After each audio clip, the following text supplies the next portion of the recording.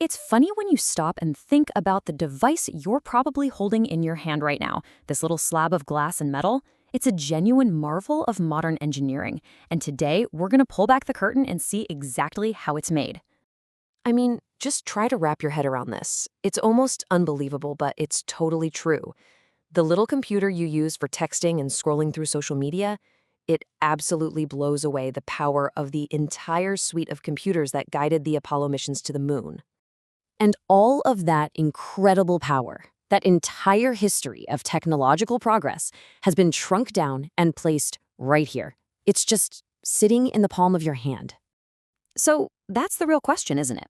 How on earth do we create millions of these insanely complex devices every single day?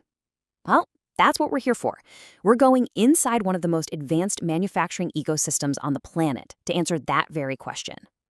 Every smartphone's journey starts in the most unlikely of places. Seriously, not with circuits or metal, but with sand. We're kicking things off with the most fundamental, most complex part of the phone, the processor, its brain. Okay, so this is where things get kind of mind-bending. We are talking about 10 billion with a B transistors etched onto a single chip. Each one of those is a tiny electronic switch. And get this, each one is smaller than a common virus. The complexity is just staggering. Now, to work at that kind of microscopic scale, you need an environment that's almost alien in its purity. And that's this, a semiconductor fab. It's not just clean, it's a hyper-clean room, where the air is filtered so intensely it makes a hospital operating room look, well, kind of grimy by comparison. So how do you get from a pile of sand to a processor? Well, you start by purifying that sand into silicon, melting it down, and then growing a perfect crystal ingot, which then gets sliced into these ultra-thin wafers. But the real magic, the really wild part, is photolithography.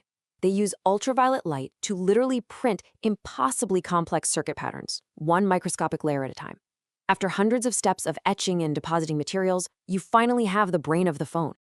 And this quote from an engineer it nails it. It perfectly explains why that extreme environment is so critical. When your components are smaller than a virus, a single speck of dust isn't just a speck of dust. It's a catastrophic boulder that can wipe out an entire batch of chips. No pressure.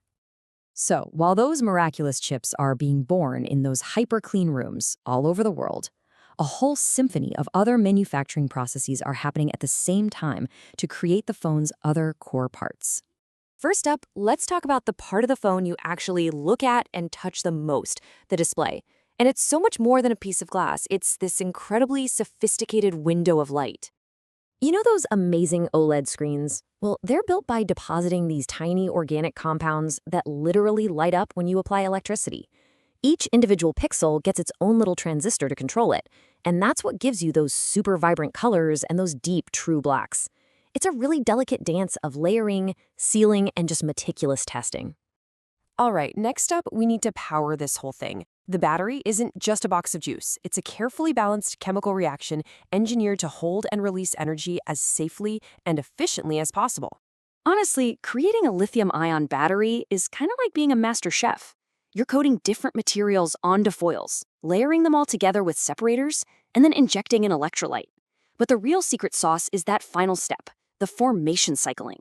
That's where the battery is carefully charged and discharged to stabilize its chemistry for a long and healthy life. And of course, the camera. Let's be real, it's not just a simple lens and a sensor anymore, is it? It's this incredibly complex module of optics and stabilizers, all designed to capture the world with just stunning clarity. Building the camera module is an exercise in absolute, almost ridiculous precision. We're talking about multiple lenses stacked in a perfect column, aligned to within a micron. That's 1,000th of a millimeter. The little systems that stop your photos from being blurry, they're calibrated with lasers. It's just mind-bogglingly precise stuff. Okay, so we have the brain, we have the display, the battery, and the camera. Now it's time for the grand finale of manufacturing, the final assembly. And believe me, it's nothing short of a high-speed robotic choreography. On the assembly line, this is where it all comes together at lightning speed. You've got a precision-machined frame as the foundation, then robots place the mainboard, fit all those components we just talked about, and finally bond the display to the body in a vacuum to make sure the seal is absolutely perfect. And I love this because it really shows you the two sides of the coin during assembly. On one hand, you have this microscopic precision, robots putting tiny dots of adhesive with hair-thin accuracy. But on the other hand, it's all in service of this big picture goal, macroscopic strength. Things like laser welding and precision gaskets to make the phone durable and water resistant. But building the phone is only half the battle. Before it can ever dream of getting to you, it has to prove it's tough enough. It has to survive what the industry calls the gauntlet. And when I say test, I mean they really put these things through the ringer. Phones are dropped over and over again. Robotic arms press the buttons tens of thousands of times. They're frozen and then baked in thermal chambers. They're dunked in pressure tanks. Every single function, from its physical strength to its signal, is just brutally tested. So why all this brutality? Well, this quote from a manufacturing director just puts it all into perspective. When you're making millions of these things, even a tiny failure rate of, say, 0.1% means thousands of broken phones and unhappy customers. This extreme testing isn't just about quality. For the company, it's about survival. So when you really step back and look at the whole journey, it's amazing. It truly starts from the most humble origins imaginable, from simple grains of sand, which are then transformed into a product that is the result of a worldwide symphony. You've got material science, robotics, software, and human brilliance all working together in perfect harmony. It's incredible. The smartphone isn't just assembled. It's engineered, literally atom by atom.